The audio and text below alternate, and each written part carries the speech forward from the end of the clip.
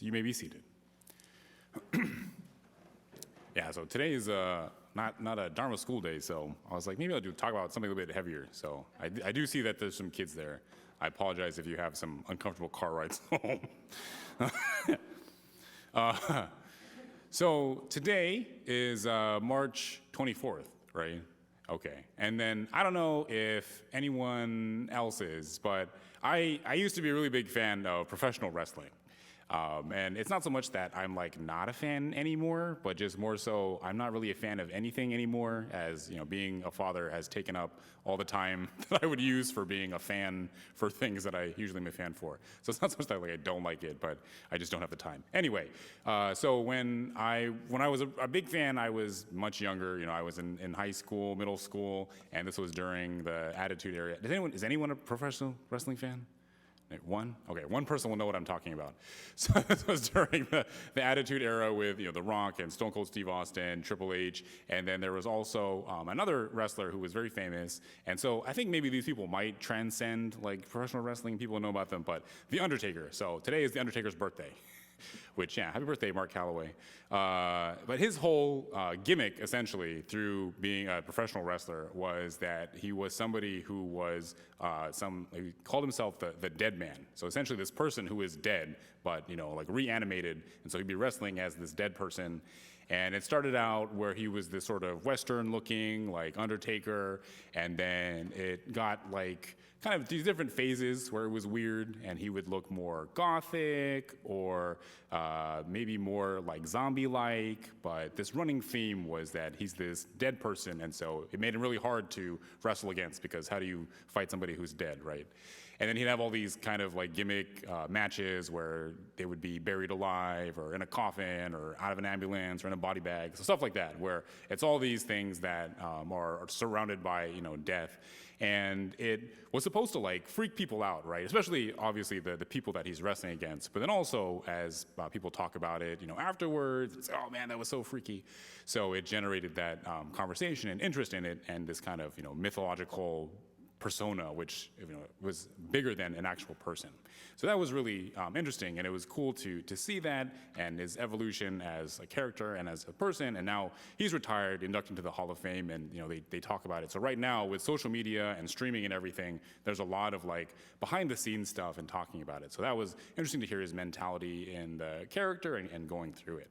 But I wanted to talk about him, one, because it's his birthday today, but also because, for me, seeing that like on TV, it didn't really freak me out, maybe as much as other people did. And I realized that I'm perhaps a little bit more comfortable with like death and stuff than maybe other people are. And this really kind of hit me when I was a minister in Fresno. So that's where I started out first.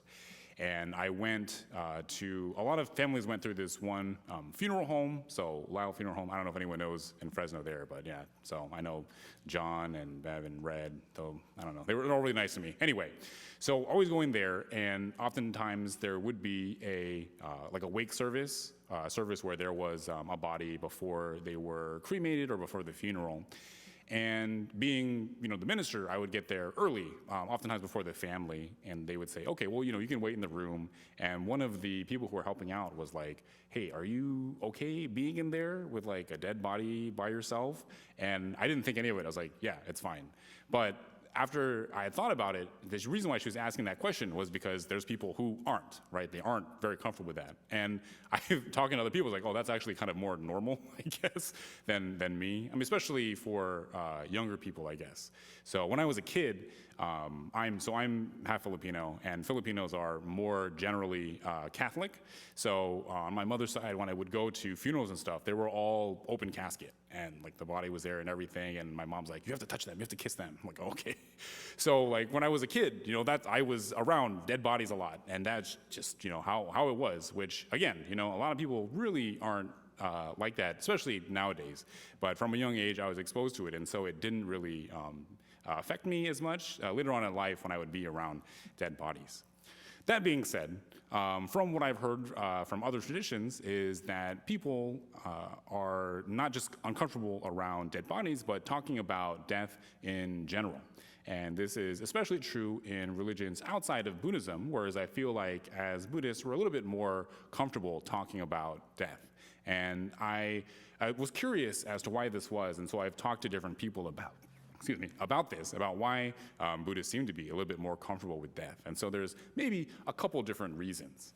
And one of them is that we have so many services that go around death, right? So actually in Japan, but also here too, we have sort of this reputation as like a death religion, where we have the funeral, and then we have the 49-day service, then you have the 1 year, you have the internment in there, you have the 3-year, and then all these services afterwards, where we're always coming back to talk about this person who has passed away. And because of that, you get this exposure to it, whereas other traditions will just have the funeral, and then that's it. And you don't have to think about it really if you don't want to. So that's one reason, but another one is that we also have something called the otoki, or this sort of meal afterwards. And it was impressed upon me that the otoki, the meal after a service, is just as important as the funeral itself. And it's because afterwards, not only do you get to meet up and catch up with family that maybe you haven't seen for a while, but also it's a time to reflect on the person who passed away and then your own mortality. So this is a great experience for the people involved to work through their grief and their own feelings about death, but it's not alone, right? You're talking with people, and it's this sort of more friendly and open and casual environment that you can talk to these people. And this is where this maybe third thing of humor and death kind of come in. So first I wanted to tell this story, which is, I think it's a Zen story, but this goes back to Japan in the feudal days when there would be armies that go into cities and they would raze everything to the ground. So people would just flee when they saw the armies coming because they knew there was going to be all this destruction and violence. However, in one particular city, there was an army that came in and everybody left except for a monk. So this monk in the temple, and he was just sitting there and meditating. So all of the kind of footmen came up to the general and said, hey, yeah, everyone's gone except for this one monk. So the general was curious, and he goes over to the temple to see what kind of man this monk was. And he goes in, talks to him, or he's making all this noise, trying to go in front of him, wave his face. But the monk, unperturbed, where usually people would be very scared, kind of bowing their head, asking for mercy. And so he gets very angry, and he pulls out his sword, he raises it above his head, and he says, "You fool! Don't you realize that you're standing before a man who could run you through in a blink of an eye?" And then the monk replies, "And do you realize that you are standing before a man who can be run through without blinking an eye?" So this kind of feeling of he's not afraid of death, right? And he's almost going against this guy with his insubordination. So this feeling of look, this is how much I do not fear death. And there's this sense within Buddhism of okay, we don't fear death, and it's because of our teaching, of our understanding that this person's true practice helps him to get beyond death.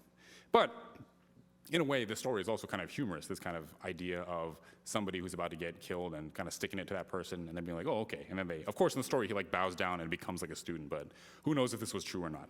Anyway, this idea that we have these stories and stuff about death, which I don't know how funny maybe that story was, but there are funny stories that kind of go around at these otokis. So I can't remember who told me, but one of the ministers was telling me that they would go to these otokis and they would hear the people talking. And so when people pass away, their family, of course, their friends come. And so when it's someone who's older, their friends are typically also older. And so they start talking to each other. And then, this conversation they overheard is that they were talking to each other oh, yeah, they passed, so I wonder who's going to be next. Might be you. I was I don't know. You went to the doctor last week. Might be you. Oh, you're not looking so good. So they can kind of, it's just kind of morbid or scary. But they have this humor about it, that they could talk about it. And because they could perhaps be humorous about it, it makes it easier to talk about, right? It makes the conversation more accessible versus if you're afraid to talk about it, if it's scary and you can't find that humor, then it makes it difficult and then it remains scary. So there was there is a professor at the Cal State Fullerton, Christian Sater, who was doing a study on humor and death. And so he said that humor it has the ability to make conversations about death more accessible to everyone. And especially people who, he's working at a college, right? People who are younger. Whereas if you're elderly, it's probably easier to think about because it's a little bit, like people are passing away. However, as college students, just teenagers in general, like they think they're immortal, so it's hard to like get them to talk about it. But if you can talk about it, then it makes the idea of death you're a lot less anxious about it. And there's 3 things in particular that you want to talk about. So the first one is reflecting on one's values and beliefs about end of life. The second one is sharing those wishes with loved ones through conversation. And then finally, formalizing those wishes with documentation such as advance directives. And then so for those who don't know, advance care directives are like living wills, which outline person's decisions for medical treatment if they're no longer able to express informed consent, and also by designating a healthcare proxy to make medical decisions if they are unable to. So these 3 things, which everyone doesn't have to go out and do it today, although not a bad day to do it. But these things of first, actually thinking about what it is that you feel about end of life, talking to somebody about it, and then essentially writing down, what you want to happen. So these things are things that help you to lose this anxiety of death. And the second one, the talking about it, I think is really important because once you verbalize it, then it really kind of makes it real versus it all being in your head.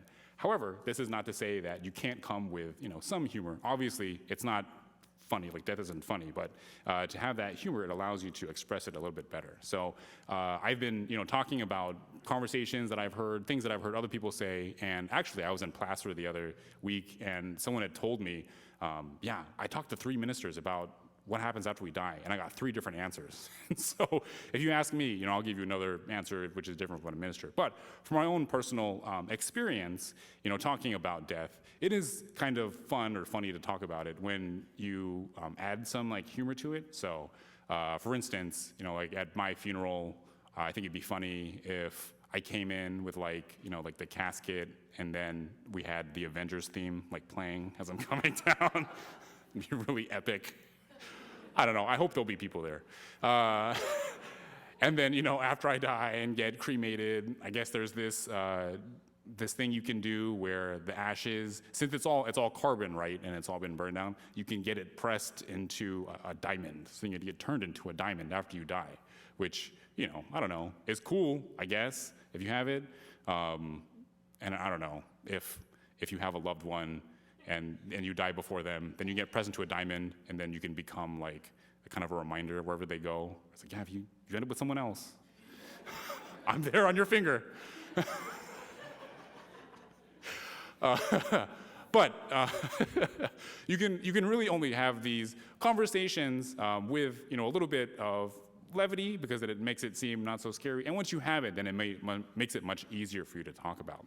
So I hope that as Buddhists, all of these traditions that we have, they're all built on things that have helped people in the past. And so going into the future, right, for all of us to also lean on these things which are tried and true, having these services, having the otoki, having these humorous conversations, which help us to have less anxiety about death, which is something which all of us must eventually face, right? So all of us being human beings, we will all eventually have to pass away, and being able to more understand and talk about it will help us to have less suffering from the anxiety that we get from thinking about it.